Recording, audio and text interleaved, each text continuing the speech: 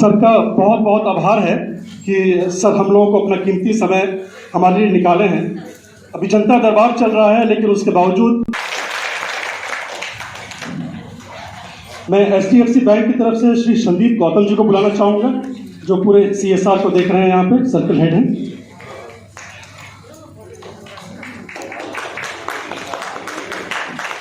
मैं प्रेम प्रकाश जी को भी बुलाना चाहूँगा, जो स्टेट हेड है। काइंडली वो भी हमारे साथ स्टेज पे हैं। शाहाना जी प्रधान से जुड़ी हैं, वो प्लीज स्टेज पे आ जाएं। स्पेशल गेस्ट जो हमारे साथ यहाँ पे आज उपलब्ध हो पाए हैं, और सारे सहयोगी जन और जितने भी कम्युनिटी लोग से लोग आए हैं यहाँ पे। मैं तानिया सिंह ऑक्सफैम इंडिया में पिछले 3.5 साल से जुड़ी हुई हूँ एज ए पार्टनरशिप कोऑर्डिनेटर। ये आज का दिन बहुत ही हुआ था, लेकिन आज ये एक फॉर्मल लॉन्च कर रहे हैं। ऑक्सफैम इंडिया हम हर तरीके के सशक्तिकरण के लिए काम करते हैं। सबसे ज़्यादा वल्नरेबल और मोस्ट मार्जिनलाइज कम्युनिटीज़ के लिए काम करते हैं। 2 साल से कोविड से त्रस्त है हमारा देश, और इसके लिए ऑक्सफैम इंडिया ने बहुत सारा काम करा है। लगभग 6 लाख से ज़्यादा लोगों को कुक्ड मील्स और ड्राई फ्रूट राशन उपलब्ध कराया है। 700 से ज़्यादा ऑक्सीजन कॉन्सेंट्रेटर्स हमने लगाया है। आशा वर्कर्स के लिए हमने आशा किट्स, लगभग 600 से ऊपर आशा किट्स पूरे देश में हमने आशा महिलाओं को सशक्त कराया है, आशा किट डिस्ट्रीब्यूट करके।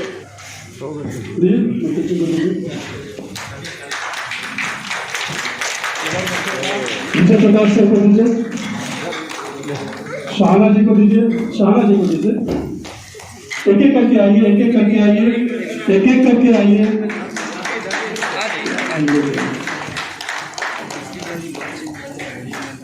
यहाँ दीजिए, डॉक्टर अनिल साहब को दीजिए, यहाँ लाके दीजिए। बहुत बहुत धन्यवाद।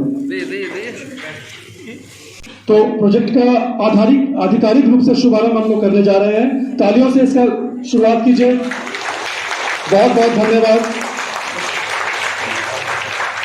बहुत बहुत धन्यवाद हमारे सारे सम्मानित गेस्ट्स का, मंत्री जी का।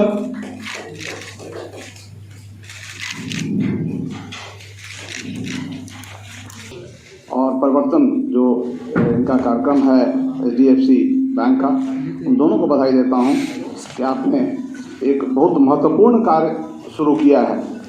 एक होलिस्टिक डेवलपमेंट का, एक गांव का के होलिस्टिक डेवलपमेंट की परियोजना, यह मैं समझता हूं पिछले 60 वर्षों से इस देश में तरह तरह से कल्पित होता रहा और कार्यान्वित होता रहा। सबसे पहले कम्युनिटी डेवलपमेंट प्रोजेक्ट जब शुरू हुआ था, जब ब्लॉक नहीं था, कुछ नहीं था इस देश में, 57 की बात है, 57 से पहले भी होता है। उस समय से ही अलग अलग ढंग से लोगों ने परिकल्पना की थी, और कम्युनिटी डेवलपमेंट प्रोजेक्ट इसी के लिए आया था कि हम लोग एक कम्प्रिहेंसिव प्लान बना सकें कि हमारे गाँव का विकास हो सके, क्योंकि जब तक गाँव का विकास नहीं होगा तब तक देश का विकास नहीं। और बिहार के लिए यह और भी जरूरी है, क्योंकि बिहार पूरे देश में सबसे ज़्यादा ग्रामीण क्षेत्र वाला इलाका ये राज्य है। श्री विजय प्रकाश जी, डॉक्टर रवीर कुमार राय जी, डॉक्टर शकील साहब, शाहाना मिश्रा जी, HDFC बैंक के श्री संदीप गौतम जी, प्रोग्राम के निदेशक पंकज आनंद जी, और इस संस्था से जुड़े हुए सभी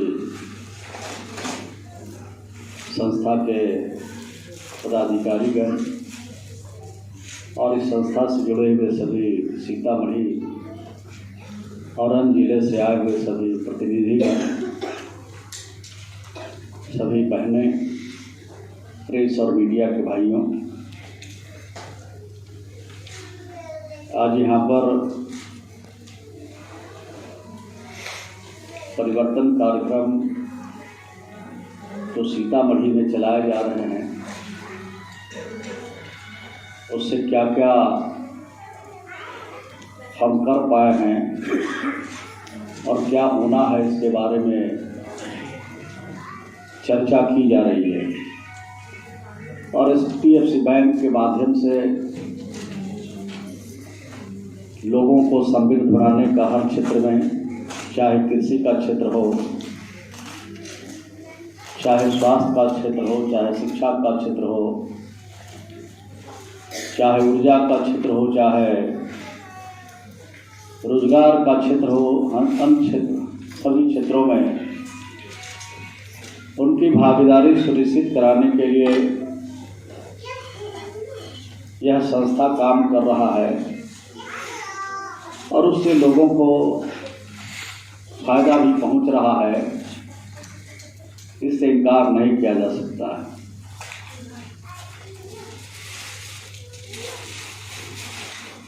बिहार कहाँ था और आज बिहार कहाँ है, इसकी भी चर्चा यहाँ पर हुई। और नीति आयोग से लेकर, स्वास्थ्य के क्षेत्र से लेकर, कृषि के क्षेत्र से लेकर अन्य सभी प्रकार की चर्चाएं यहाँ पर की गई। और सभी बातों की अगर मैं चर्चा करूँगा तो काफ़ी समय लगेगा। हमें अभी जाना भी है, बेतिया जाना है, कल कैबिनेट की बैठक भी है वहाँ। लेकिन 2-3 बात हम आपके बीच में शेयर करना चाहते हैं। मैं ग्रामीण विकास विभाग देख रहा हूँ, लगभग 8 सालों से इस विभाग का मंत्री हूँ और हम लोगों ने जो काम किया है वो दिखता है कि नहीं। तो सीतामढ़ी के लोग आए हैं, उनसे मैं जानने की जरूर कोशिश करूंगा कि महिलाएं आई हैं, जिस गांव से आए हैं। बिहार में पहला सीतामढ़ी जिला है जहां सबसे पहले हम लोगों ने ODF किया है, हर एक घरों में शौचालय निर्माण कराया। लेकिन जब हम लोग को मौका मिला, नीतीश कुमार जी को मौका मिला बिहार में 16 साल पहले, जिस गांव में हम लोग चले जाते थे अनिल बाबू, बाहर से जाने वाला व्यक्ति अगर सबसे गिरा पड़ा, जीर्ण शीर्ण अवस्था में कोई मकान दिखता था तो उसको लोग समझ जाते थे कि ये स्कूल है या अस्पताल का बिल्डिंग समझते थे। लेकिन आज जब जाते हैं किसी गांव में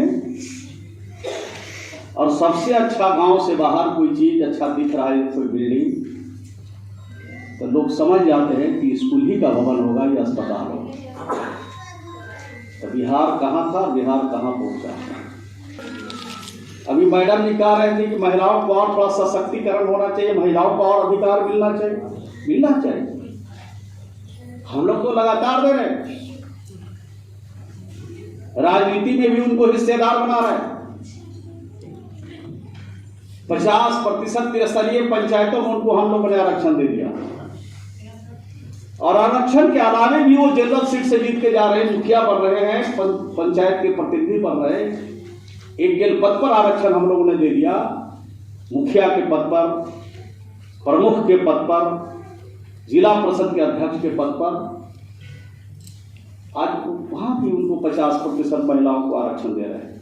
अब महिला कमजोर किसी से नहीं है।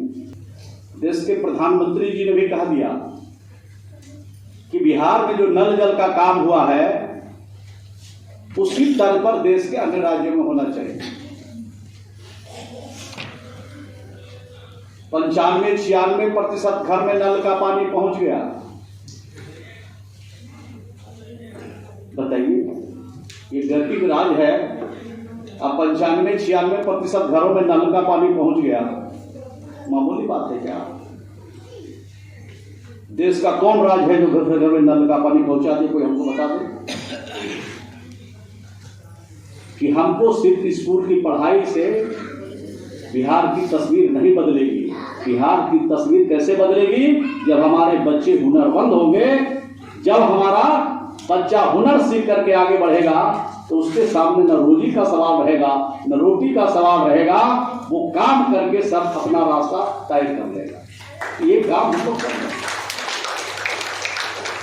जो लोग हुनरमंद बनना चाहते हैं बहुत सारी संस्थाएं भी पुनर्बंद बनाने में लगी है। सरकार भी उस काम को कर रही है। जिनको जहां जैसे बन रहा है सब लोग लगे हुए हैं, और उसके बाद भी बिहार ऊंचाई पर नहीं जा रहे हैं, बिहार आगे नहीं बढ़ रहा है, तो इसका दोष किस पर जाएगा? सरकार ही पर तो जाएगा। तो हम लोग तो भाई लेने के लिए, जवाबदेही देने के लिए तैयार हैं, लेकिन अधिकार तो हर व्यक्ति को मालूम है इस देश में, और कर्तव्य मालूम नहीं। तो कर्तव्य जहां मालूम नहीं रहेगा, सिर्फ अधिकार मालूम रहेगा, तो काम में तो कठिनाई होगा, काम में तो दिक्कत होगा। इसमें जितने लोग बैठे हैं, ऊपर बैठे, नीचे चले जाइए, गांव में किसी के घर के आगे, घर में जाके उसके जंजीर को थोड़ा डगाइए, यानी बजाइए जंजीर को, और घर से निकलने वाले व्यक्ति से पूछिए कि सरकार से कोई फायदा हुआ कि नहीं। बोलेगा कि एक फायदा नहीं। अब ऐसी मानसिकता जब लोगों के पास है, और जब वहां के घर के बच्चे निकलते हैं, उससे पूछिए तो कहा हमको स्कूल में पोशाक मिल रहा, हमको छात्रवृत्ति मिल रही है, किताब मिल रहा है। तो कहने का मतलब है प्रवृत्ति को भी थोड़ा बदलना पड़ेगा, थोड़ा मानसिकता को भी बदलना पड़ेगा।